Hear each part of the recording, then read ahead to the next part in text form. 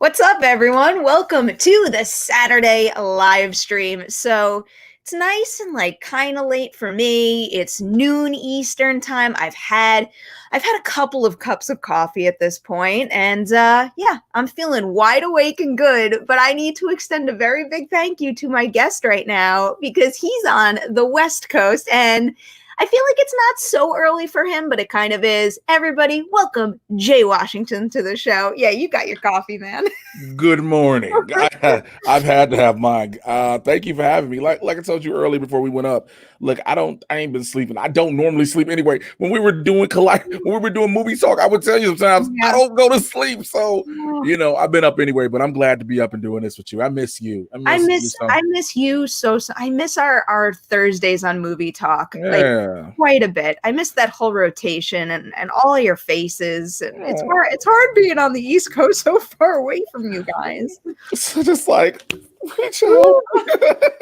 nah, but we got luckily, you know what? I think it's not the same, but the internet has kept us as closer than most of us have ever been.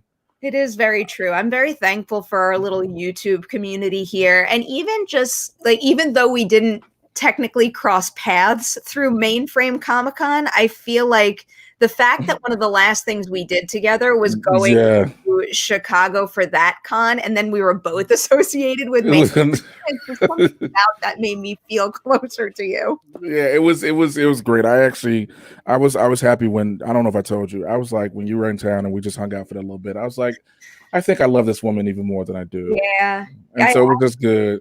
I seriously could not have asked for better company during that con. Also, we crossed paths that Sunday, right? Yes, we did. Yes, we did. Yes, we did. Yes, we did. That whole weekend. Yeah. Because I remember watching you work like crazy all weekend. Like, all right, I gotta go do this. I cannot believe I was standing on my own 2 feet on Sunday.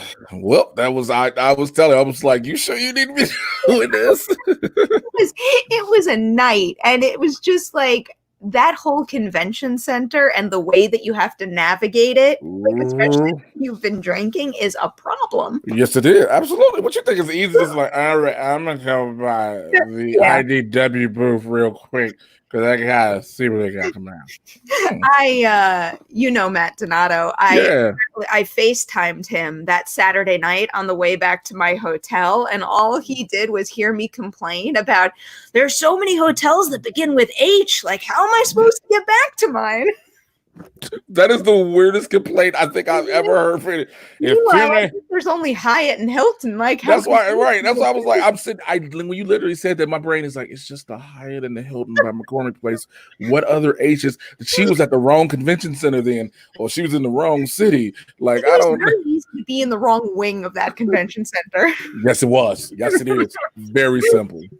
So we've got some fun topics to get to today, but I do need to put this out there right up top is that all super chats today, they are going to be donated. I haven't really settled on where I'm going to donate this money, to be honest, just before you do it. So unless it's, something specifically that you're comfortable donating to, I don't want to put anybody on the spot here, but I donated all the proceeds to Black Lives Matter last weekend, so I want to choose something a little different. And I want to do my research and find out what organizations are appropriate, what need it in a specific way right now. So all the money is going that way. Oh, you want a good way to figure out? Yes. Find out all the charities that people are pushing back against. Oh God. No, seriously. I mean, it's always been that theory of if somebody is so adamantly against something, it's got to be good for a reason. And 9 times out of 10, we're talking about just the good things. But when you find out, it's like, yeah, we're giving it to the legal defense fund, or you're going to give it to those. Oh yeah. Now, since you said that, I definitely am. Sad but very true. I might have to. Find my charity through that exact process. We actually already have a super chat here from good old Billy, who is just the best. Yes, he is. The man. Yes, he is. And the greatest 90s guilty pleasures is Batman and Robin. Don't at me, LOL. Have a good day. I love the fact you had to come in and was like, hey, look, don't at me. I like bat nipples. I don't care what you say. I'll fully admit that I'm with Billy on this one. So when I went to sleepaway camp my very first year when I was like a teeny tiny child, you know what poster was hanging above my bed in our bunk? Don't tell me Mr. Freeze. It was Batman Forever, Okay. And I never did own a Batman and Robin poster, but I still feel like because of what I was into at the time, because I was pretty young, that Mhm. I genuinely had fun with Batman and Robin. In hindsight, as an adult who's seen all the good that Batman can offer on the big screen since, yeah, I know it's not a good movie, but I had fun with it. I think for me, it was like you watch the transition of movies from Batman to Batman Returns, which were darker films, and then you got Batman Forever and Batman and Robin, and you were like, so anybody want to explain what just happened around? Yeah. I was mighty obsessed with Batman Returns also. That Oh, was let me a tell you big something. one. Hey, Batman, let me tell you something. It was. I still have my biggest qualm ever over the scene where Michael Keaton, he's Batman, he's talking to Selena Kyle, and he's talking to her, and the camera shows he has the eye makeup on under the cowl, and he rips it off, and he doesn't have any on. And I was like, who was in continuity that day? Like Yeah. who? Continuity fascinates me to no end. Sometimes, like I feel like it's ruining the movie magic, but sometimes I'll just sit on IMDb and look at, like the trivia and the Uh huh. stuff because I Oh, just can't help it. oh, imagine being when you're in movies and you're watching it, and then like you sometimes I've been in a scene where we're reshooting it from another angle, and I got to be the one to be like, excuse me, he had a watch on. I don't know if you want to do that because he looks really weird because he looked at the watch. But I just want to make it, just want to point that out. You know what always gets me real crazy? In particular, when people are eating an ice cream cone or drinking a milkshake in a movie and you see like the ice cream cone go to different levels, There the was, milkshake go to different levels. It's like, why am I so focused on that? But I am. I'm gonna tell you one you have to check, and it's the most horrible movie ever in history. It's Tyler Perry's A Fall from Grace on Netflix. Okay. There is a scene where they are in a diner. And they have the extras in the background, of course, but we know how extras are supposed to, be ambiance. There is a dude who's supposed to be an older white man who's supposed to be eating from a plate and drinking water. Here's the problem. The glass is completely empty. It's clear. And he's just, he has his fork. He does this. Nothing on the fork. It is the best. It is the best thing ever because from every single angle, it's not just from one angle, Perry. That though, like, was the intention to add the food and drink in post? It's a Tyler Perry movie. It's called Let's Get This Done. We don't care. I guarantee Tyler Perry was like, nobody's gonna pay attention to that. Yeah, like look at the dude in the back.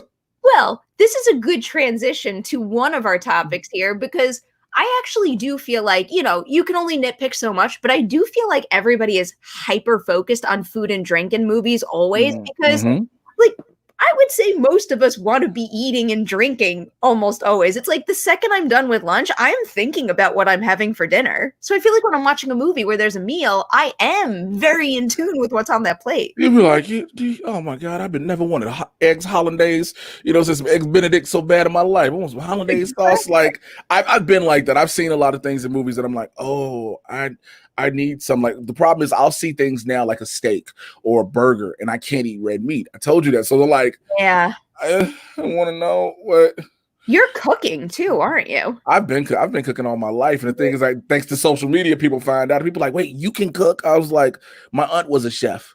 So I grew up learning. My aunt was a chef. My mother learned how to cook from my grandmother, who's from down south. My grandfather made his own barbecue sauce that we hate the fact nobody has the recipe. So because it could have sold it. And so I've watched all these people growing up, and my mom was a single mom. My dad passed when I was 5. So my mom was always like, you better learn how to cook. Cause I'm not gonna be cooking all the time. And I was like, you mama, what is you talking about? Like, she was like, okay, you just gonna be hungry. And so it forced me to learn how to cook, and I love it. I mean, I'll be honest, when I get a chance to get down, I get down in the kitchen. What is your go-to, or what's like your signature dish? My signature dish for me would have to be a very well done chicken Alfredo with sauteed mushrooms, spinach, sauteed baby portobello mushrooms, spinach, onion, a little bit of garlic stuffed in the chicken breast. And sometimes I'll switch it up and won't use chicken breast. I'll use the chicken leg and thigh because people always get the breast because it's a bigger meat, but the dark meat actually stays juicy. And the blacker the berry, the sweeter the juice. So it stays darker though. I mean, the darker meat stays juicier. So I'll take the chicken leg meat, dice that up sometimes and just put like garlic inside of it and let it sit. I'll wrap it up and I'll maybe do that maybe 2 hours before so that flavor is in there. Oh my God, that sounds like such a process. I'm very impressed that like you're so dedicated and do that. You know what? Again, I love cooking. When I want to cook, like I can, of course, we all can just go ahead and throw something together real fast, But when I want to cook, oh, I'm sorry, that's just me. I mean, it's doing that. Like again, like I'll do. So I had a dish with Winston on Thanksgiving. It was a low carb cauliflower bake, and I was like, "Yo, show." I was like, "What did you do to make this?" And he was like, "Here it goes." And so any chance I get, I'll make it and then I'll enhance it. I add a little bit of extra flavor, a little bit of extra veggies and stuff like that. When I do my own pizzas, because again, I'm in LA. I'm gonna do my own damn pizza. I know how to do this the right way. Very smart move. So I'll do different things. Like I do a lot of veggie pizzas now. So I always make sure, sometimes I've tried to be vegan cheese, but sometimes that don't melt the way you want it to. So I don't find the vegan cheese I like though. I'm not vegan in general, but my sister is super into vegan cheese, and anytime I've ever had some of hers, I feel like it's always like plasticky. Well, you know what? The only one I found that it took me a while to go through them. I found a Daya cheddar cheese, and I used that on a Beyond Burger, which I did. I seasoned that up with some carne asada seasoning. I did some grilled onions, grilled mushrooms on it, and I did the Daya cheese. And what I did was I put it on the skillet first, like you see a lot of times in the grill, to let it melt already, to have it pre-melt a little bit. So then when you put it on there, the heat from the veggies and the heat of the skillet will go ahead and do that. So I'm doing that. I love doing tacos. I love doing variations of tacos. My mom used to always do the Americanized taco bar. What else do I love to cook? Now I've been doing a lot of sauteed kale with spinach, with diced red onions, a little bit of garlic, cayenne pepper, and just a splash of lime juice, a little bit of acidity. I can do so many different, like when I get a chance to go, I saw in the chat that somebody said, "Yo, do you have a cooking channel?" Like, here's the thing, I want to, but I know. So here's the thing with me. When I try to do something, just like what I do with any of my streams and my videos, I got to make sure my cameras are set, my lights set, and all that. And I can do that, but my kitchen isn't that massive to have everything set up like I want to. So I'm trying to figure that out currently, because don't worry, I'm going to go ahead and start like, "Hey, y'all, welcome to Cooking with a Super Villain today." But no, I've been, it's just been nice now to be able to do something I've loved doing, and also being able to be responsible with it. Like I made my own pad thai before, recently, and I was like, I'm going to go for it. I got mirin, rice vinegar, all these different things. And my roommate sometimes is like, "Wait, what?" And here's the funny thing. My roommate's father is a French chef. So you would think that she cooks a lot. That's not the case. I do it. I'm the one that's cooking. So I don't mind cooking at all. I have fun with it. You know what I'm saying? I enjoy it. I feel like I've gotten a taste of the joy of cooking, because I don't know if you saw, some of the folks in the chat know this, but I made that pizza and I made chicken lettuce cups recently. And I was all proud of myself, and it tasted very good. But part of the reason why I was okay with making it is because I made it at my sister's house. So we made a mess at her house, and then I went back to mine. That's hilarious. Part of my problem. It's like whenever I have a hot meal, I want to eat it hot and fresh. It's like, as much as I love the microwave, usually I don't want to put something hot and fresh into the microwave later on, but I'm also like a total neat freak, and I need to have everything clean before I could sit down and enjoy the food. So the two ideas just butt heads. So my roommate, she looks at me like that too when I cook. She's like, "Wait, you're cleaning dishes while you're cooking?" I'm like, "Yeah, I was taught to clean while you cook." So I'll have a bunch of dishes that I've used, for sorting and, mixing and measuring and whatnot. And so I'm doing all that, and then I'm still cleaning, trying to get that done. And then I'll sit down and eat finally after everything is done. And I forgot to mention, we have a grill, and of course it's a propane grill, but anytime I get a chance to throw something on there, I'm game. Like I need to go get another propane tank, because I have 8 portobello mushrooms that I'm about to soak in a little bit of Worcestershire sauce, a little bit of brown sugar, a little bit of cayenne, a dash of garlic, and probably a little bit of maybe oregano. Let them sit for like a couple of hours and throw them joints on the grill. You need to help me with my mushroom problem. And I know that could be interpreted very differently than what I mean.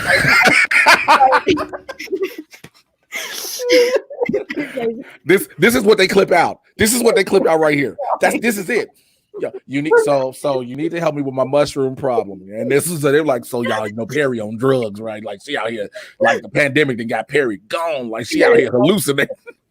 What I really mean though is, I love vegetable dishes, but I don't like mushrooms. I think it depends on how they're cooked. What is it? The fact you don't like when they get real well done, where they're super like slimy, for lack of better words? No, yeah, I don't like them slimy, but I also don't really like them raw either. Like, I don't like when you're like encouraged to like, dip raw mushrooms in like, I don't know, you like whatever the fancy word is for that plate with like dip. Crudité. Oh, crudité. First of all, there you go. First of all, I want to say for the record, I am against dipping raw mushrooms. Anything, I got to eat them cooked. Okay. But you can know there's levels to how to cook them. Some people saute them real well, where they're sauteed fine and they're wilted like onions and things like that. But it's just you can have it where it's done enough, where it's got that color on it. It's got some texture still, but not as much. It's just knowing how to do it. Like, I think I went live the other day and I was trying, like, one of the things I can do, one of my homegirls found out because I was just cooking and she was like, oh, you know how to do the skillet flip thing. Like, I had a skillet full of stuff and I'm just sitting there and I'm talking to her while I'm doing it. And she was like, wait, what? I'm like, yeah, I can do this. Like, I guess because it sounded so cocky the way I said it, because I didn't realize everybody can't. So, yeah. But the thing is, I can't cook anything meant to be made in a skillet, but I'm pretty confident I could do the flipping. For whatever that's worth. I don't know how those. Yeah, I can't really. I'm not. When it comes to cooking in a skillet and taking it out of a cabinet, I don't know if I can do that. However, I can. But no, it's just it's doing those little things. Well, it makes it. I learned because at first I used to be like, "Yo, what's the point of doing this?" But then I realized it makes it easier to get everything moved around and mixed up and stuff like that. And so, like, I'll sit up a lot of times and watch the Food Network. Like, look, let me tell you something, Perry. I done went through a marathon of Cutthroat Kitchen on Hulu.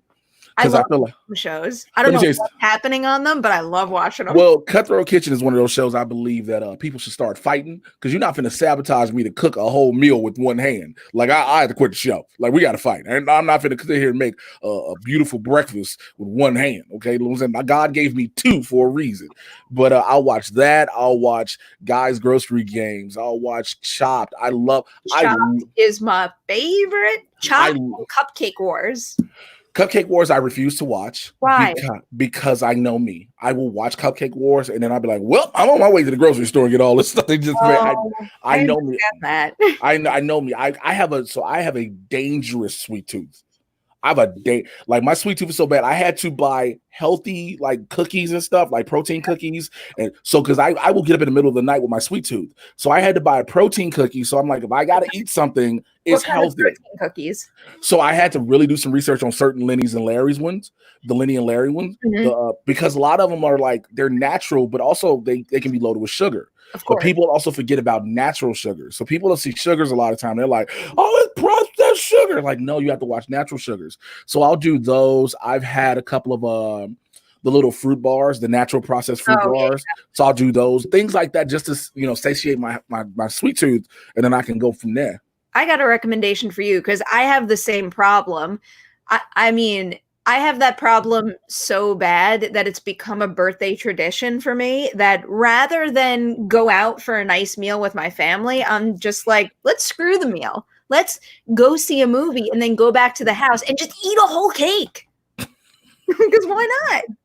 But I have a major sweet tooth problem that only happens like once a year, maybe twice a year. But the way that I've figured out to fix it is, creation, and their baked goods are made with all like good, organic, healthy ingredients. Okay. Like, it tastes like a proper cookie. Okay. Like, it doesn't sacrifice the taste whatsoever, but at least I know when I do need that, it's still good things going into my brain. That makes sense. All right, I'm cool with it. I'm definitely cool with that, because also here's one of my favorite things to bake. Okay. I love making cheesecakes. I love doing variations of them. I do homemade cheesecakes from scratch.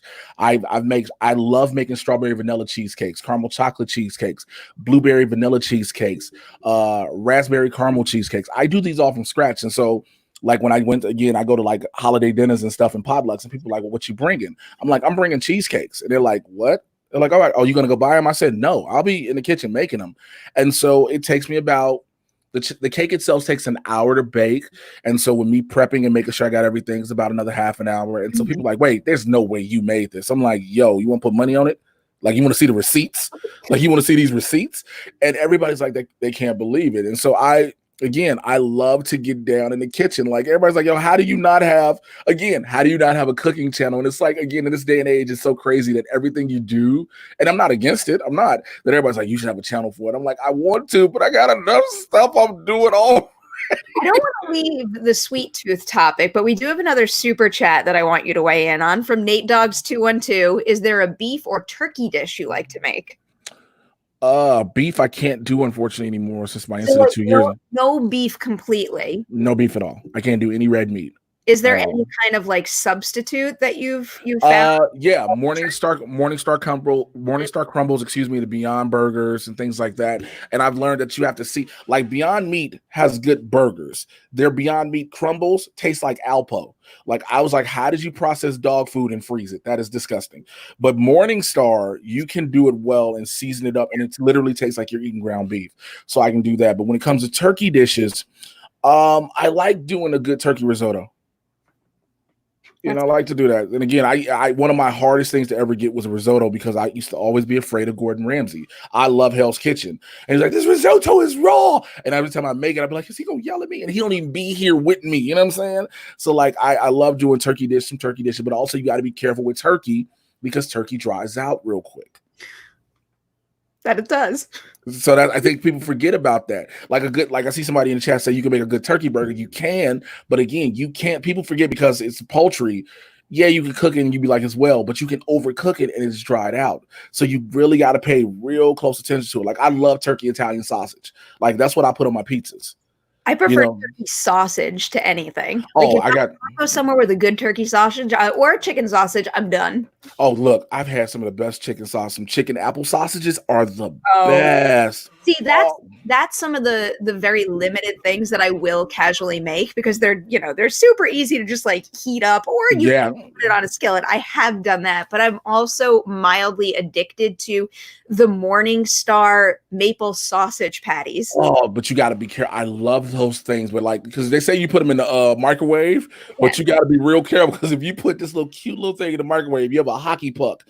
Too long. You leave it in too long. I gotta cook for you one day. I'm just gonna say that. I gotta cook something for you. Really, seriously. The second I get back, I want to get back to LA so bad. We need to. We'll set that up. We'll set that up. So I want to know why you chose for one of the topics today, guilty pleasure foods. Because of, again, I think during this entire, because we're still technically in this quarantine time, and you see so many people baking bread. Like, when the hell did all y'all decide to become bakers? Have you seen Haley's bread? No, I haven't. Haley is like a pro bread baker right now, and I'm so wildly impressed. But it's like we've all had our guilty pleasures now, because we're all just home, and for the most case, we're at home and we're sitting there and we're like, all right, what do I want to eat? And some people are making new things and some people are having them, and it's also like, I'm just gonna get what I want. Like, I got introduced, so I love Madeleines. I love Madeleines. Okay, that is my deepest guilty pleasure. And when I tell people how I got introduced to them, they're like, that is just ridiculous. You want to know how? Of course I do. The transporter. Oh. Literally. Okay. From the transporter. I wouldn't have guessed that. No one ever. I never had Madeleines before I saw the transporter.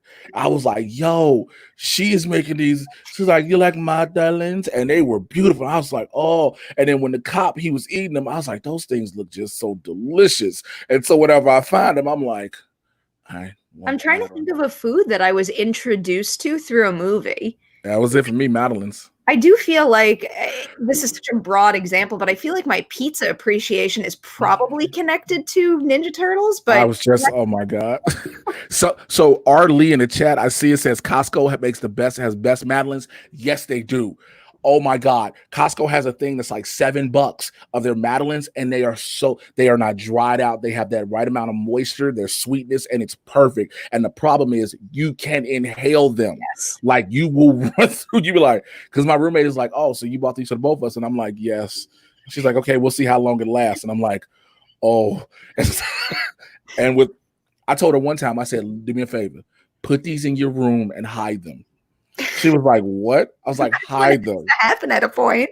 That's like, she was like, hide. She was like, why? I was like, because if I see them, I'm going to get them. And I'm in here in my house working out on my own. I'm doing yoga on my own. I'm doing Focus T25, trying to stay in shape and all this. I'm like, last thing I need is just what happened to Jay? Well, he just got bloated and eating Madeline's doing that. Well, I can understand falling into that trap right now. Also dangerous at Costco. Their cookies. Their cookies are a problem. You know what else is like real good at Costco? Like way better than it should be. Just their like regular sheet cakes. Costco sheet cakes are some of the best cakes you could buy. I looked at those and I was like, this looks like just all problems for me, because it looks like one of those cakes, because they make them so they do them up so well. They're not even overly decorated. They're simplistic, but they look like, oh, I'm gonna just tear into this strawberry filling right here. Like, they're so classic too. It's like you feel like it would just be, like a little bit of a like not so great supermarket cake, but then you eat it and you're like the cake part of your cake is on another level. Let me tell you something. You have to try. They have chicken mozzarella burgers there. They're chicken kale mozzarella burgers. Chicken kale mozzarella burgers. They are. I'm gonna like write that down right now, because like that sounds like something I would eat. Yes, it is. And it's not. It's mwah. It's just chef's kiss. Just mwah. So when you need a guilty pleasure food, like it's pizza. It's pizza. Oh, it's pizza. It's because I'm a Chicago. But in LA, it's only pizza that you made, or will you order in from somewhere in LA? Well, it's certain ones I'll order in from. Like, so luckily they have a Geno's East out here now, and it's out here in the Valley, and so I'm like, Geno's East is a big staple in Chicago, and so when they made it out here, it's in Studio City, I think. Really? Yeah. And so when they made it, could fix my like middle of the night drunk eating problem when I just eat crappy pizza. Let me tell you something, because they do the Geno's East deep dish. Of course, it's a Chicago thing, but it's like to have that is like, okay, I need a reminder of home. Because the only place I used to get it was Taste Chicago in Burbank, and you know about Taste Chicago, right? Taste Chicago? There used to be a spot in Burbank off of Hollywood Way in Verdugo called Taste Chicago. Joe Manganiello used to run it. Oh, because he's from Chicago. And clearly it wasn't like all the Chicago people, like George Wynn, even Jay Leno, a lot of people would just always go there because, again, you get authentic Chicago food. He would make sure stuff from the city comes in. But unfortunately, it wasn't getting enough patronage. It's in Burbank, and a lot of people, already like, you got to spend money to live out here. And so it's like, do I want to get, I get it. I feel like I need to definitely up my pizza game in the Burbank area, though, because you know what happens when you get back in the middle of the night and you're just like so freaking hungry that you open the delivery apps and you just click whatever's first. And sadly, at a particular hour, that's only things like Domino's in Burbank. So when it comes, sometimes I know pizza places close to me aren't open. So what I'll do if I'm late, like if I have one of those drunk nights and I open up my app, here's the thing I've done, because I'm trying to remind myself of how I'm trying to take care of myself.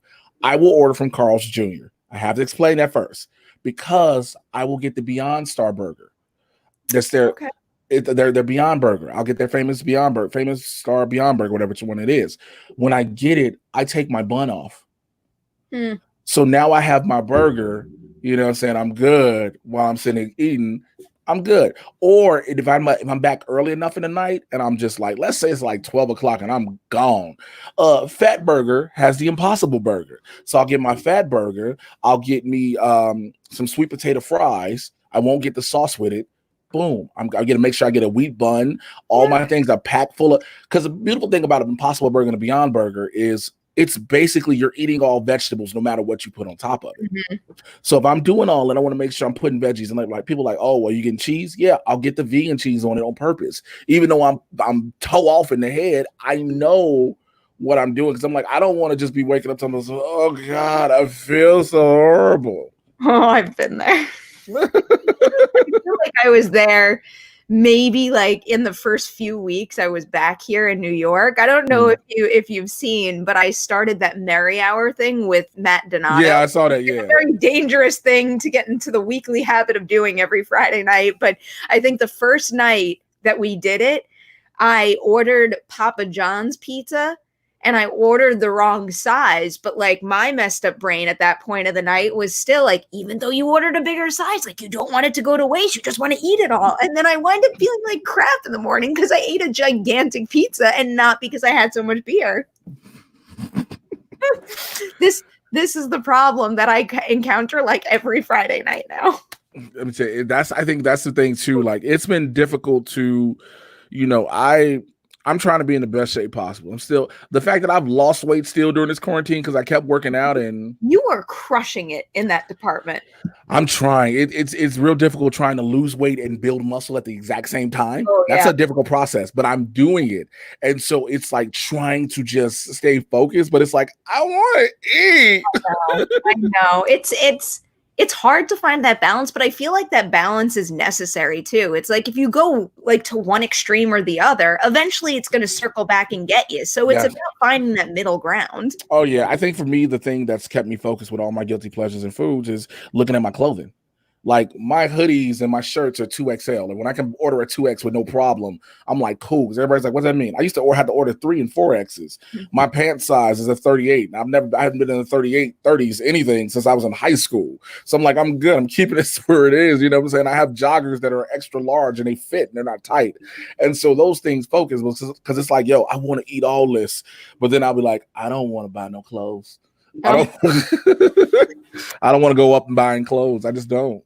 That's probably a good way to think about it too, though. And your gym pictures on Instagram, like I can't wait until you could get back to posting those because they're so freaking motivating. Like Thank you. Sometimes I feel like, because what my routine was when we were still going into the office is I was going to that CrossFit class after work. Right. And after work, you're tired and you're lazy and you don't want to go. And I'll be sitting there at my desk and scrolling through some Instagram and I'll see you crushing it at the gym. And I'm like, I got to get my ass up and go do it. It was so funny that you bring that up. A lot of people still to this moment have hit me up and be like, yo, you don't realize how inspirational those have been. Like it's forced me to get up and go. And I tell people all the time, like, I'm grateful that I've been able to be an inspiration. I've never expected it.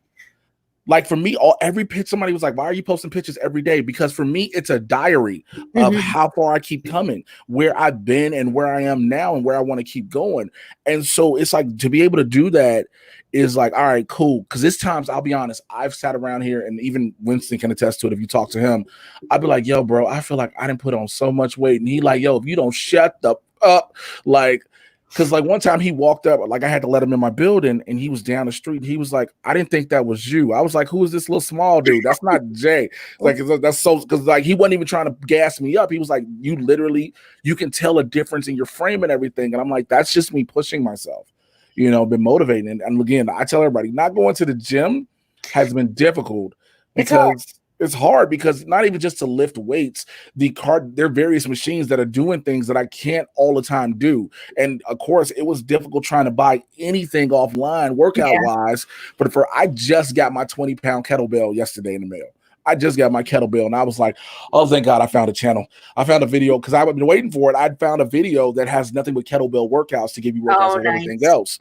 So it's like a 10-15 minute video. So I'm like, I can keep doing that. And even when I posted a couple pictures while I was here working out and people were like, oh, so you're still going. I was like, why would I stop? Yeah. Why would I stop? Like, it's not just being motivational to others and inspirational to others, which I'm glad I'm able to do. I have no problem with that, but I have to be inspirational, motivational to me. Cause these days I'd be like, I ain't picking up nothing. Yeah. I feel like that when I wake up in the morning very often where I'm sitting there and I'm like, I just want to stay in bed today. But I've gotten in the routine during the work week of always they've been doing my CrossFit classes on Zoom and it's 9 a.m. my time. And it's just like, I feel like the biggest thing was just making it a routine. Yeah, absolutely. Before it became a routine, it was just like dragging myself out of the bed and down the stairs. It was very hard to get motivated. Let me tell you about how I was doing so many prison workouts when this first started. Like I did so many push-ups and sit-ups when my feet are under the bed. I was like, I'm finna come out of this looking like I just did a bid.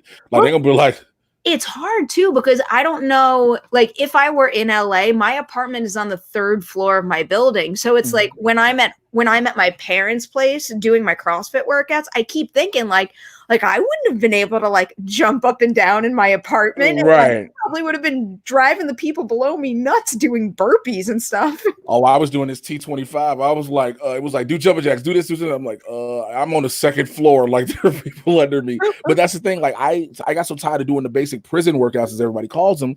So my roommate was like, yo, why don't you try yoga with Adrienne on YouTube? And I was like, all right, whatever. And so I did her first beginners, and I was sweating like a runaway slave. And so I was like, I like this because I like the way it made me feel. It challenged me. And so then I kept doing it and I kept following along. And then I was like, all right, I need a yoga mat. Mm-hmm. And so again, I was trying to find one for the longest. I couldn't find one. It was hard to find one. And I finally got my yoga. I got my yoga mat. I got a yoga block. I bought my mat wash. I got yoga. I got yoga socks because again, these are all different type of workouts I want to keep doing. These are all because I notice if I keep doing one thing too long, my body won't change. Yeah. I should cue from you on that. Yeah, your body won't change. So when I started, so here was the best part. When I started, Winston was doing a group with a group of his friends, focused T25, Sean T's workout. The first one he did before, that was the Beachbody workout, the one he did before Insanity. And so when he was doing it, he was like, yo, you want to jump in? Now, I had done yoga earlier in the day, and I was like, you know what? I ain't no punk. Let's go. So I did it, and I had on my Fitbit because I hadn't put on my Fitbit all day. All day I hadn't had it on. So I put it on for the workout. By the time we were done in 25 minutes, Perri, I had done over 2,000 steps moving with that, and I'd burned 2,000 calories. He was like, how is that possible? I said, I know why it's possible. I said, hey, it's calibrated perfectly towards me. It's calibrated perfectly. My body wasn't used to it. All right. So when your body changes to new work, think about it. Anytime you start doing something new, you sweat more automatically. That's very true. It's your body. Your body goes into, for lack of better words, into a shock. Your body's like, "What are we doing? We're just burning." I don't sweat that much running anymore. Yep, because your body's used to it. Your body's used to it. Your body's like, "Oh, that's used to it." But my knee and ankle are very angry at it right now. Oh yeah, your knee and ankle are like, "Why don't you go sit your down somewhere? Yeah, just chill and sit down, please." But I was having that response to, you know how on Memorial Day every year it's a CrossFit tradition to do that Murph workout. Yeah. And oh my God, I'm surprised I was able to walk out of my little gym space and get back upstairs after that. It's we can't do pull-ups here because I don't have a pull-up bar, but we do rows instead. So it was 100 rows. It was 200 push-ups, which is I have a hard time doing one like good legit push-up, but it was the 300 air squats because a lot of the people in my class decided to partition them, like split them up and do like 20, 20, 20 until they finish the list. For whatever dumb reason, I decided to blow straight through it. And after 300 air squats, just like my body wasn't working anymore. Oh yeah, because your thighs, baby, but your thighs and your legs were like this to you. This is what they felt like to you. What they were doing. Because I've done this thing now where I'll do at a minimum 200 push-ups a night, and so I'll do like sometimes in sections. I'll start out in sections of 30. And then I'll push myself up, or I'll push my by the time how my arms feel. And while I'm doing 200, it's not just straight 200 up and down. So I got my arms spread wide. I'm out this way. I'm doing these different things. And so I'm doing that. When it comes to squats, I was like, you know what? You can't skip leg day. Yeah. I know the first time during all this whole quarantine and being at home, I did squats. I woke up the next day. I was walking around like a newborn baby deer. I was like, this is it's like that feeling where it's difficult to like sit and stand also. I was like, oh Jesus, what I do wrong? What I do wrong, Father? I was like, oh God, it hurted so bad, but it was like, it was necessary. And I even have stairs in my building. So I had the way they separate though, they don't go just straight all the way up to the third floor. Yeah. They go up one, you got to walk around, up another, walk around. So the one that goes straight up and down, I decided to sprint up and down them for a while. And the problem is I have fallen arches in my feet. So I have fallen arches. So I run on the balls of my feet. I go up and down stairs. I look like Goliath from Gargoyles. So my feet go up like a gargoyle. And so I'm running like that. So not only are my thighs in pain, my calf muscles are swearing at me in several languages, and I only speak one. So I'm like, I'm doing all this, but again, it forces you to burn.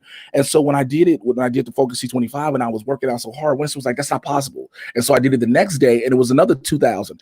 He was like, how are you burning 2,000 calories that fast? He was like, that's not humanly possible. I said, yes, it is. He was like, what do you mean? He was like, no, your heart will explode. What's your heart rate? I was like, my heart rate is at 148, 150. He was like, well, how's that possible? I said, Winston, I've never done this.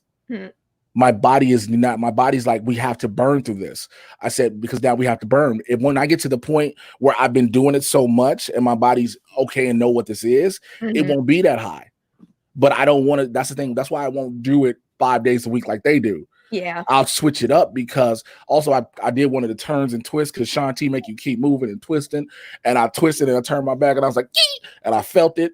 And I was like, oh. And so the next couple of days after that, I did yoga to get the stretching to make sure I did it right. I need to follow you and start working some yoga into the equation here. It's just like, I can't find a yoga class that keeps me, I don't know, like engaged and not thinking about how slow it's moving. Yoga with Adrienne is good for that. And I'm gonna tell you why. She talks to you through it.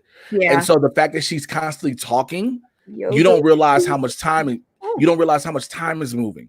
Like I did a 45-minute session with her yesterday. Okay. And at one point I had to, pause it for a second because I was like, I can't feel my knees.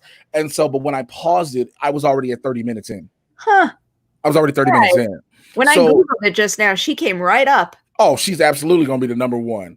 And so that's the thing. Like you have to, your body, you got to push it with yoga. Cause like I'm doing it I wanted to be able to develop my stability in my core. Like I've always had a good, some level of stability, but being back in a pro wrestling ring, I needed to make sure I shifted a lot of my focus and everything. And it wasn't even just wrestling. It's like, okay, so you're back acting and you want to get a lot of these newer roles. You got to pick one size. You either got to be a small dude somewhat, or you got to be, if you're going to be a muscular good guy, you got to be that, or you just got to be the fat friend. It's one of those three.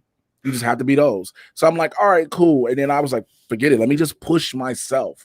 Because when you stand around one of your good friends who's an actor, David Ramsey, he's played Diggle on Arrow. He's been on a lot of other stuff. When you stand next to Dave and you're like, oh, I need to get my life together. Thanks, Dave. And Dave's like almost 50. And I'm like, okay, so what you're telling me. Almost 50? Oh, I never in a million years would have guessed that. Oh, yeah. Yeah, you'd have never guessed how. Yeah, wow. Let me give you his exact age. Just to make sure. That's crazy.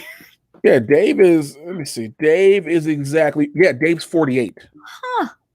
Dave's almost 50, and you would, again, black don't crack. Hallelujah. But secondly, that shows how good he takes care of himself. That's not just a bunch of, a lot of people will say it's all a bunch of, products out here, of course, plastic surgery. And that's not what Dave. Dave works out for real and takes care of himself. And so you wouldn't believe he was almost that age. And so I'm like, okay, I don't look close to my age. When people ask me how old I am, and I tell them, they're like, what? Like, Perri, I don't even think you know how old I am. I don't know how old you are. See, I also have this weird thing, and I've done this all of my life. It's like when I was in grad school, like people go back to grad school at all stages of life, but it's like once we were in class together, I just automatically put everyone on the same age level in my brain. Of course. I feel like within our YouTube community, like we're all just the same age. We're all just big kids. Yeah. I told one of my homegirls, because we were talking about something. We were talking Wednesday, because she called me and we were talking about all the different stuff that was going on and like how she's seen things in her time in life and blah, blah, blah. And I was like, yeah, and I'm going to be 40 in August. And then like, she was like, what? You're going to be 40 in August. Mm-hmm. What? Like, again, I never would have guessed that. But I don't know what the state of, the pandemic is going to be at that point. But that's a big birthday. We got to figure out a way to. I know. I was thinking about it too. I was like, how am I going to do that? But nonetheless, people like, wait, because when I tell people I have a 16-year-old about to be 17-year-old son, they were like, so how old are you? Because they automatically assume I had my son when I was like 16, 17. I'm like, nah, I'm grown, but it's literally been, even with all the stress in life in general, even throughout all of the heartache and the pain and the hardship, I've managed to say, I refuse to let it weigh on my face. And also, when you lose 200 pounds, it changes everything. Like when you lose 200 pounds, because that's what I'm at, like almost 200 pounds down. And so Oh my God. yeah, from the surgery, I was over 4. So I'm at like I was over 4, close to 5, and didn't really feel like it or look like it. But but when you lose 200 pounds, again, your skin clears up, your eyes light up, your face slims out, and everybody's like, wait, what? And so a lot of people never really understand that. I feel like your general energy, though, like has made me unaware of that since the day I've known you, though. And that's another thing. So people like, you got the energy. Explain it. Like your eyes like your eyes have always kind of lit up to me. It's just like whenever you walk into a room, you feel it. So I don't know. Maybe that didn't make that big of an impression on me. So many. Well, no. It's just well, first of all, you're gonna make me cry on there. But it's also, but it's those things of when you change and you make those positive changes for your life, how things happen and you want to be better. Again, my son's about to be 17. My son plays sports. My son is currently being looked at by NFL scouts, and he's still in high school. And it's like, all right. So if I gotta try to match up with, if I'm gonna be here, I'm gonna match up with you. Like I posted a video on my Instagram a while back. My son was deadlifting 365. And so I was like, oh, you're not about to outdo me, kid. I said, this is what you're not going to do. So I think mine's either 405 or 435. I'm like, we're not. And I put them side by side. But I'm like, we're not going to play this game. I was like, because he always, he respects and loves me enough. And we have that with each other where he's like, so I'm finna show you, Pops. I'm finna show you. I was like, oh, you think? Wait, I said, oh. I'm obsessed with football now. What position does he play? Defensive end. Okay. He's a DN and a linebacker. He's a DN and a linebacker. And so I told him, I was like, first of all, you're on the right side of the ball. I was like, you're on the right side of the ball. And also when you have, because he was a part of a program that in school last year that took some of the top students in football in Indianapolis to Lucas Oil to talk to scouts who wanted to talk to them. So he was one of those students, and I was like, yo, peep this. I was like, listen, I need you to get this deal, and I need you to get your degree first and foremost. Yes, your daddy wants you to have a degrry, but I need you to get this deal because daddy needs you to pay him back. I understand the mentality there. That's so cool, though. Not to get off of the healthy topic right now. No, we did have this chat pop in. Nate Dogs again, who says the pizza I miss most from Chicago is Aurelio's. Aurelio's. That's a really good spot. It's a good one. It's crazy because I get a bunch of emails from I like signed up for a bunch of Chicago pizza places. So sometimes I get mad when I'm getting emails. I'm like, I'm not here. But then I'm like, oh, I can go home. Aurelio's is a good one. So it's Gino's, Aurelio's, Giordano's, Beggar's Pizza. Okay. Beggar's Pizza is so dope because if you like cheese on your pizza, they pile on. It's naturally piled on cheese. So dangerous for me. Oh my God, I wish we would have had the time when we were there last time. Yeah, I can't wait to go back there and do that again. That con was just like it was so much fun, and I love being in Chicago. Although I do want to go when it's not as cold and windy as it was. Like I feel like summertime shy. Went for dinner. We didn't even walk a block, but I was in pain by the time we got to that door. I remember just getting to the door, not even getting to the door of your hotel, to the door when I walked you to the hotel, the door out the restaurant. When you were like, "Oh, I feel like you couldn't even move the door. It was impossible to open it." That's how you know you're in Chicago when that wind got forced. But there's like I said, Beggars is one, Italian Fiesta, Home Run Inn, Connie's Pizza, Pequod's. There's so many staples. Like when people think of Chicago pizza, they instantly think deep dish. And like, yo, that's not what we're about. Our thin crust is killing the game. When I go for pizza, admittedly, I don't not like deep dish, but that's not the style of pizza. Of course, because you're a New Yorker. Yeah, of course. That's true. But also, and another thing Chicago does with their pizza, with their thin crust pizza that I love, that you have to really beg people out here to do is cut it in squares.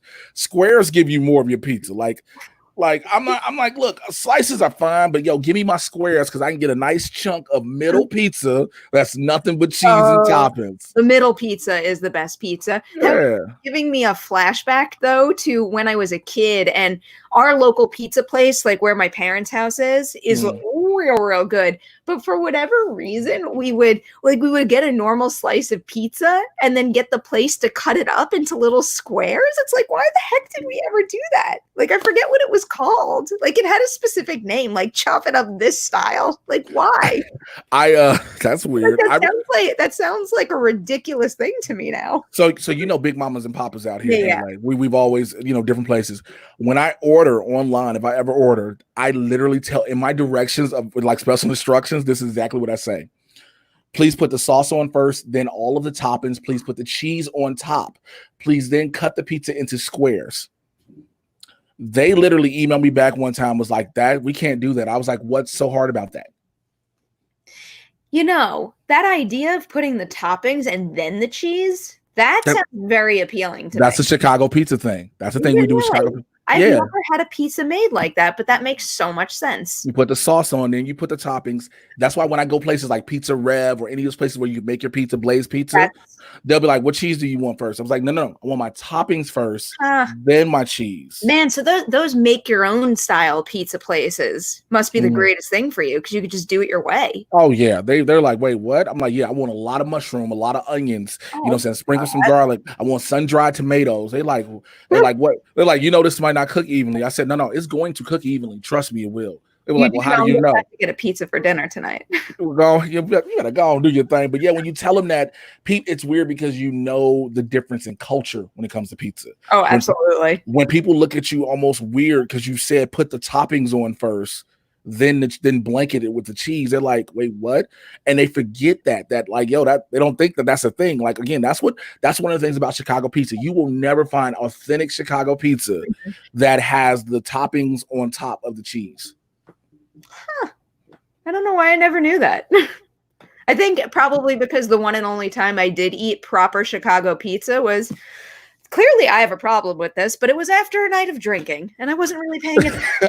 Let me just say something. If it's a night of drinking, let me tell you something. Look, just have cheese, you got turkey sausage, you ain't got sausage, give me chicken.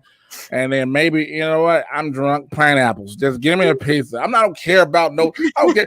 You can cut it in quarters for all I care. I don't care if you cut it in squares. You can give me pizza in circles. And if I'm drunk, order pizza. Okay, what do you want? I want it to look like football. Okay, I know it's not Super Bowl, but I want my pizza. I'm not having no preference at that point.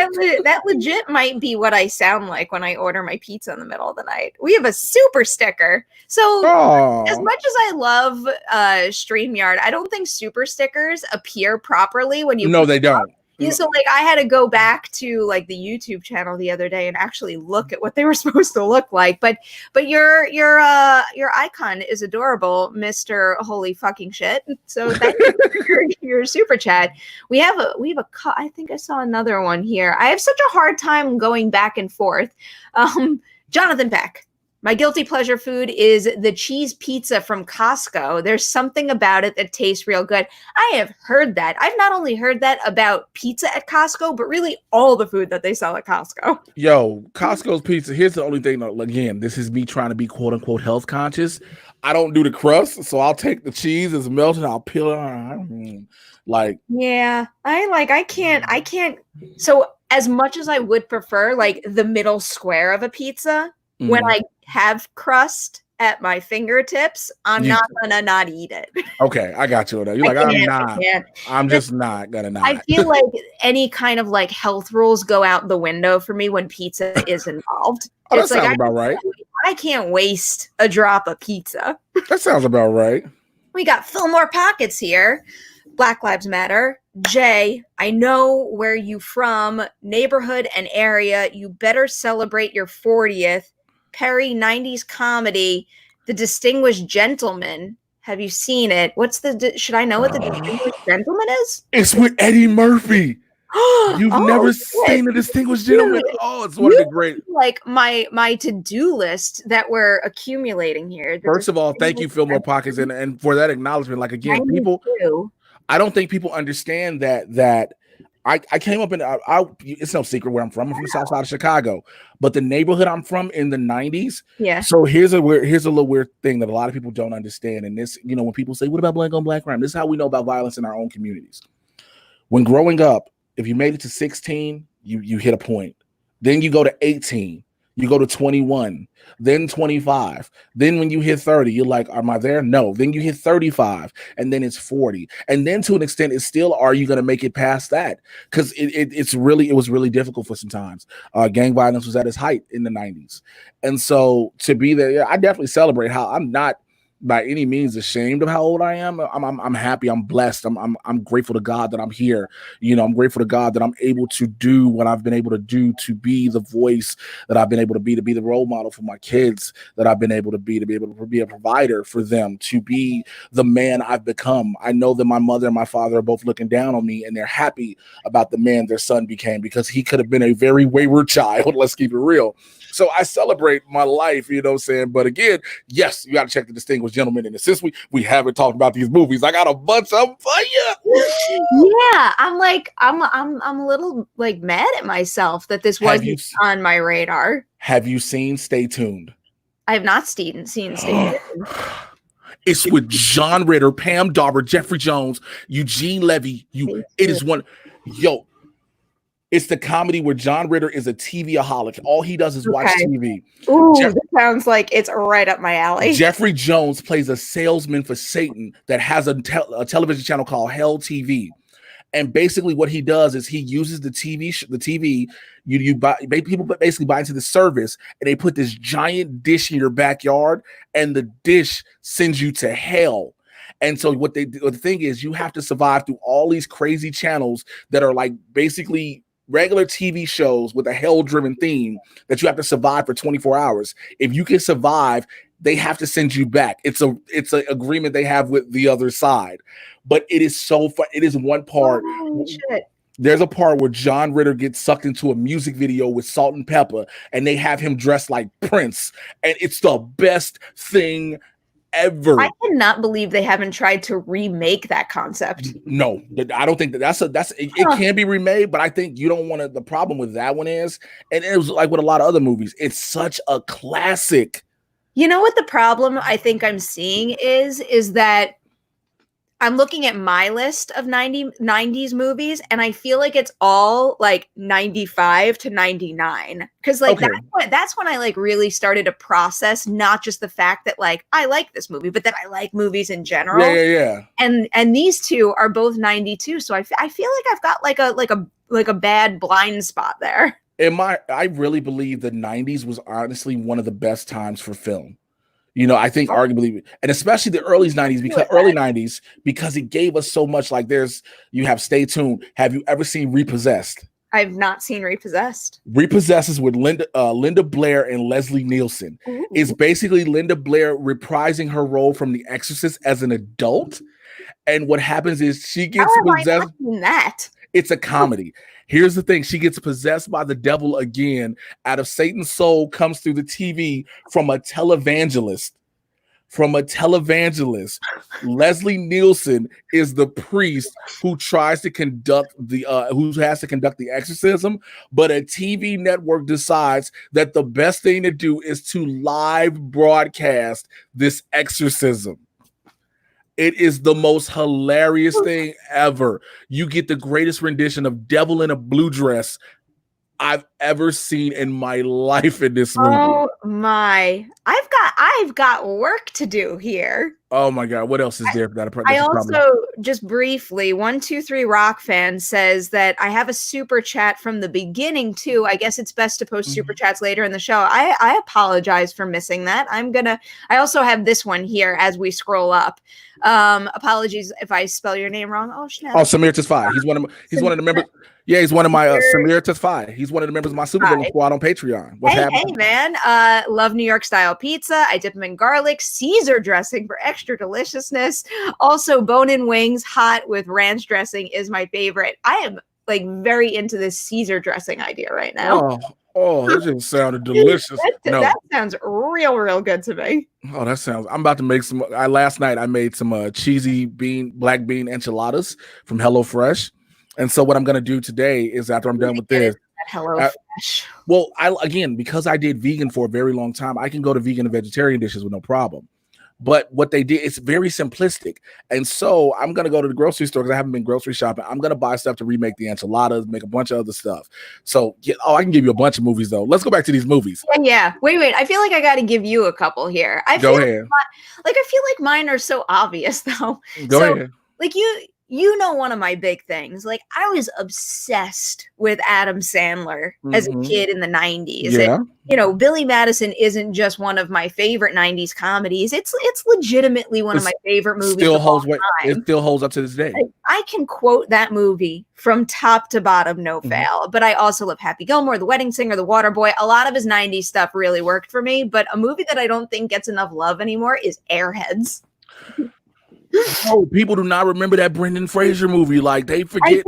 I think I freaked Steve Buscemi out a little the other day because I interviewed him for The King of Staten Island. And at one point, I'm just like, if you could bring back any character from your past, who would it be? And I'm like, he gave me an answer. I can't even remember what it is because all I kept thinking was, you need to pick Rex from Airheads. I got one for you that if you along that vein. Every year, you already know, I go to the set of Black Lightning in Atlanta, and I'm very close with the cast, and we get to do interviews and stuff. And so the first time I met James Remar, I was talking to him, and of course, because he plays Gamby on the show. And I was like, first of all, before we start this thing talking about anything in this show, let me tell you something. Two of my favorite characters of yours are Preston from Tales from the Dark Side, the movie, when you did the Lover's Vow scene, and you as Raiden in Mortal Kombat Annihilation. Now, I can go back further and talk about you in the Warriors. He was like, yo, you know what I've done? I was like, hey, man, I'm a fan. I don't know what's going on with these super chats here. Now I have another person who's saying that they submitted one earlier in the show, and I don't see anything. Sorry, guys. So 123 Rock Fan, and let me get that other name. If you guys want to drop like a question into the chat, I will keep an eye out for it. There was one more. It was, I think it was Fillmore Pockets. There's somebody else who said that they didn't get a chat in. Man, Jay, like I appreciate the fine tech folks that were at Collider even more so than I ever have. It's very difficult, like challenging doing this on your own. But I apologize to anybody who didn't have their question answered. I'm going to throw back another one your way. Okay.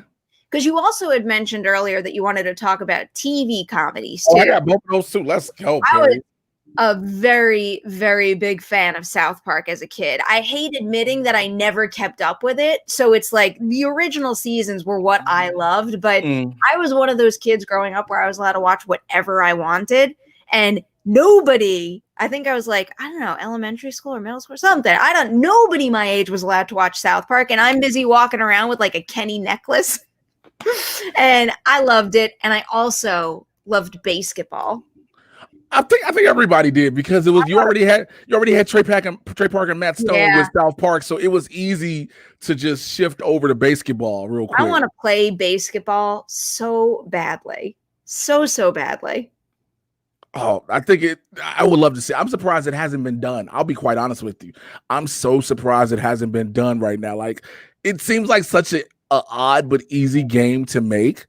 You know what I'm saying? I think now if you're going to go 90s TV, here's the thing. 90s TV, especially for Black people, was the best time for Black people were the best time of TV ever because we got Fresh Prince of Bel-Air, Martin, the Jamie Foxx show and Living Color. You say the Cosby Show, we got Living Single. You had so much that came out of that like even now when it replays, it's just like, oh, I can vibe out to this for days. You know, it just crossed my mind because we just recorded a Collider Connected interview with Linda Cardellini, and because of that, I went down a Kenan and Kel rabbit hole. I can't believe how many of those episodes that I remember extremely well. Like I was revisiting her episode where they think she's a witch, and it's just like it all came like right back to me. But I was obsessed with like all Nickelodeon comedy. In particular, it was Kenan and Kel and all that. It's got you can't do one without the other. Over and over. I think you can't do one without the other, but also we can't forget TGI Fridays on ABC. Oh, TGI Friday was a big deal in this. You know what I'm saying? Family Matters, Step by Step. Family Matters. I never watched Step by Step that much, but I would always watch. It was Family Matters and it was Full House. Full House. Yeah, Full House. I'm sorry, I forgot about that. So I got a chance to do. So I don't. You probably know about the show Hollywood Darlings. That it's so. Hollywood Darlings is a show now on Pop. I don't know if they canceled it, but it was a show on Pop. It was with Christine Lakin from Step by Step, Jodie Sweetin from Full House, and Beverly Mitchell from Seventh Heaven. So I got to do an episode of that. And first of all, let me tell you something. Yeah, I did an episode of it. And so let me tell you something. Because I'm in the very first scene of the show. And so doing that, first of all, it was like, yo, I'm doing a TV show here in LA. I'm cool. But then it was like, I'm working with 3 people I've watched as a kid. Like, and I got to clown, and me and Christine Lakin had so much fun cracking jokes. Oh, wow. I need to watch that. It was so, oh man, I had so much fun with that show. But you get to do those things, and it's like, yeah. It's like, it must be crazy when you're standing there on set face to face with people like that. Because like, I only get like a tiny fraction of it when I walk into someone's room for like a 5-minute interview with someone that I grew up watching nonstop. Yeah. I can't even imagine. Oh my God, I can tell you a story. I'm sure you could. Well, I mean, I think everybody already knows from my biggest one was, like I said, I've been doing commercials and TV and stuff, but when I did Chirac, that changed my life. Like being a part of the main cast of like one of the stars of a major movie, and you're looking around like, oh, who are you working alongside? Wesley Snipes. Like I'm working with Wesley. No big deal. Who else? John Cusack's over there. Oh, that's Nick Cannon. That's Angela Bassett. And that's just, and then you're directed by Spike Lee, and you're like, well, you know what? This is probably, I'll never forget it because again, 90s grew up with all these people. At that point, when I did that movie, I was like, well, this is as big as my life's gonna get. I'm done. I'm like, that's it. I'm done. Like this. You got to be in La La Land too, in one of like the coolest opening sequences ever. Yeah, like you know what? I'm done. So like, I'm done. I don't have nothing else to do. You're never gonna be done. I think because you have certain things that happen, and you're just like, they're big deals, but they're milestones that add up as you accumulate more. Oh, absolutely. I mean, I forgot one of my greatest shows from the 90s that I have on my list that I meant to tell you about. I hope to God you know what I'm talking about. Please tell me you know about Freakazoid. Wait, which one? Freakazoid. Oh, I do know about Freakazoid. Okay. Freakazoid was my dude. Like, he's here to save the nation. So stay tuned to this station. If not, he'll be unemployed. Freakazoid. Man, I feel like we don't get like good theme songs like that anymore. No, we don't. There are very good theme songs. It's like the first thing that just popped into my mind because it's one of those things that like whenever I hear it, I get all hyped because I like the show so much. It's like the song from Succession. Like when it plays in the episode, I get like a burst of energy out of it, but it's not the same anymore. No, a lot of theme songs aren't theme songs anymore. You know what I'm saying? They're just like they're tunes. Yeah. They're tunes. Mean, it's like it's mostly like orchestral's not the right. Yeah, that's what I know. That's what I know what you mean, but that's what it feels like. They're just like a quick put together, a quick composure, real fast. But you would have theme songs that you would sing, like again, a Different Worlds theme song where you were like, I know my parents love me. I miss those days. Like how hasn't some sort of streaming service just like, well, I guess Fuller House. I've never watched Fuller House, to be completely honest. So for all I know, it's got that same opening vibe to it. But you would think that someone would create like a new thing that tapped into that like classic feel. I think that's been the hard. I think people have wanted to. I think the hardest part has been trying to do it to give it its own flair. Yeah. To not feel so much like, oh, we're just rehashing the 90s. I think when we, granted, we've gotten a lot of great programs. We've gotten a lot of great, sitcoms, movies, dramas, all those. But there has not been anything in television as a whole that's made us feel like the 90s did. That's why I think, honestly, the 90s in itself is arguably the greatest era ever in movie and television. That's what I was thinking actually when I was watching Keenan and Kel in particular, is like we don't have anything like that kind of humor anymore. And like someone out there, if they're in the live chat and they're younger than me and there is programming on Nickelodeon or Disney that has that kind of feel to it, do let me know. But I feel like I don't know. I feel like the stuff that I grew up watching on, in particular Nickelodeon, and in particular in the sketch comedy realm, like, I feel like kids aren't getting that anymore. And that bums me out. I think that, and that was the thing with sketch comedy back in the day, especially in the 90s, it was for kids, but it also taught. Yeah. It had very poignant lessons in it, whether we realized it or not. The lessons we would learn, you'd be like, okay, I don't need to do this ever. You know, you'll have those things, and then it's blended in with humor. You know what I'm saying? It wasn't always so serious. Or you go when it goes to kids sketch shows, you go to adult sketch shows. Look, I love SNL sometimes what they do now currently. Don't get me wrong. I have friends on the show, but it's not the same as what it was in the 90s. You know, It's not the same. Like, again, we need another, like In Living Color changed the world. Think about it. If no In Living Color, you honestly don't have some of the greatest movie and TV stars we have today. That's very, very true. Don't have you probably, and some people will be like, well, they might have had a career, but I don't think we would have been exposed to them on such an explosive level. You don't have Jim Carrey. You don't have Tommy Davidson. You don't have Jamie Foxx. You don't have David Allen Greer. You don't have the Wayans brothers as a whole. When you don't get Jennifer Lopez. Talk like that, it's crazy. You don't get Jennifer Lopez because J-Lo was a fly girl. It's so true. I don't think I've revisited that show recently, but it's also like it's different when you actually like list everyone out in one shot too, and you really get that kind of, like, bird's eye view. But that's like going through Keenan and Kel and going through all that. You look at like what they become, and you're like, if it wasn't for these original things, would we have these massive stars who have been so impactful on our lives? I was at FanX Salt Lake Comic-Con last year, and I got to interview Kel. Now, here's the dope thing about that. Kel's from the crib. Kel's from Chicago. He's from the South Side, just like me. He went to CVS. I went to Harper.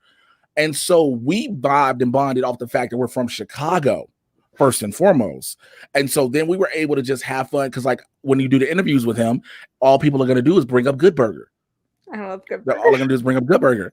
But again, it's like you said, when you sit across from people, you're like, I was a fan of yours. Yeah. And I think that's been a big thing for me too. Now I've been blessed and fortunate being in this YouTube world and being in this acting world and the stand-up world.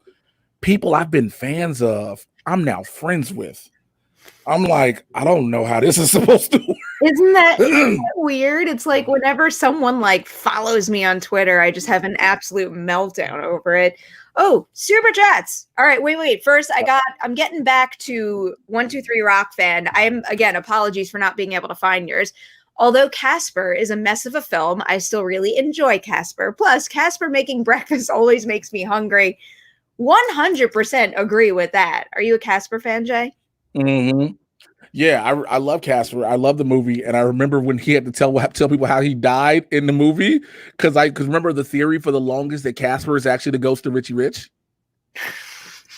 Was that a thing? You don't remember the theory? No. Yes. Look at. Oh my God! Google right now. Casper and Richie Rich. Casper, Richie Rich. I loved Richie Rich too. Look at the two. They'll put them side by side. Look at the images. I loved Richie Rich, and oh my God. Oh no, I guess this makes sense. I didn't know about the comic crossover past. Yeah, a lot of people but a lot of people believe that Casper is the ghost of Richie Rich. Like I'm looking at side by side of their design. Yeah, that's what they did. Yeah, it's a side by side. I mean, for all I know, someone just like created this one image I'm looking at right now, but like I understand where this theory came from now. Richie Rich got pneumonia and died, and now he's Casper. He doesn't know fully about his past life. There's definitely like a long lost issue out there somewhere that actually has that story. Here's another one. We have Jonathan Peck. I want to give a shout out to What About Bob, Tommy Boy, Kingpin, and of course Good Burger. Oh, all those good movies. What About Bob with Bill Murray, Tommy Boy, of course. Kingpin was just so dope. There's so Kingpin. And much. I can't believe it. again, the 90s is classic. I'm checking to make sure I didn't miss any super chats before I like panic about that. I feel like a big thing in 90s comedy for me was also like the sports section. Like obviously Sandlot, but I think I might have watched Little Giants even more than I watched Sandlot. Little Giants. I think I was more little. Also because like I was a little girl who wanted to play sports with the boys. And I wanted to play football, and I never had any access to like competitive football growing up. And so I didn't need Icebox. Space Jam is 90s. Never forget. So we, as a Collider.com team, right when all of this started, we did one of those Netflix parties, and we watched Space Jam together. And it's just like it had been so long since I watched it. And I know it's like silly, stupid fun, but like I kind of still love it. Oh, you should. It's again, you watch Michael Jordan crossing over cartoons, and then after you watch if you watch The Last Dance and see how it shows him just crossing over dudes in green screens and outfits, you're like, well, that's Mike. You got Any Given Sunday sports movie. You got Blue Chips, White Men Can't Jump. You got Air Bud. You got all of the Mighty Ducks movies. Waterboy, Ace Ventura: Pet Detective is a Ace Ventura: Pet Detective is a sports movie. I feel like I can credit Ace Ventura with like teaching me a little bit about football. Like I didn't know about the Dolphins until I watched that movie. I feel like all of my Florida family would get really mad if I just said that, actually. I hope none of them watch this. I think Major League. You got Major League. You got so many sports movies in the 90s that are classics that probably will never be repeated. So health comes first, but bringing up football is making me long for fantasy football.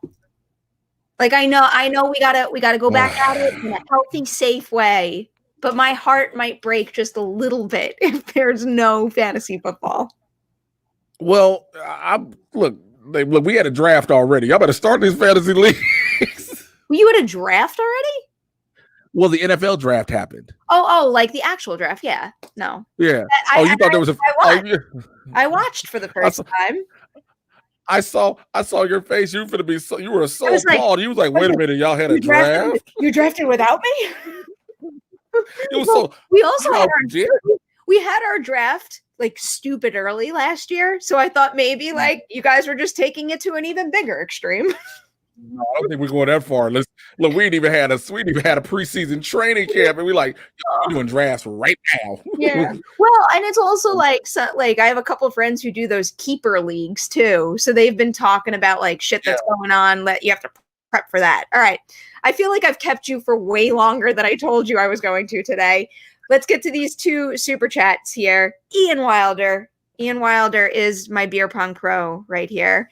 90s comedy movies I love are the South Park movie, Office Space, and surprisingly, Drop Dead Gorgeous. Excellent shout out right there. I've not watched that movie in such a long time, but it is deserving of this list. Never heard of it, but I will say the only time once I heard Drop Dead, I instantly thought Drop Dead Fred. Oh, I watched Drop Dead Fred too. I watched a lot of that.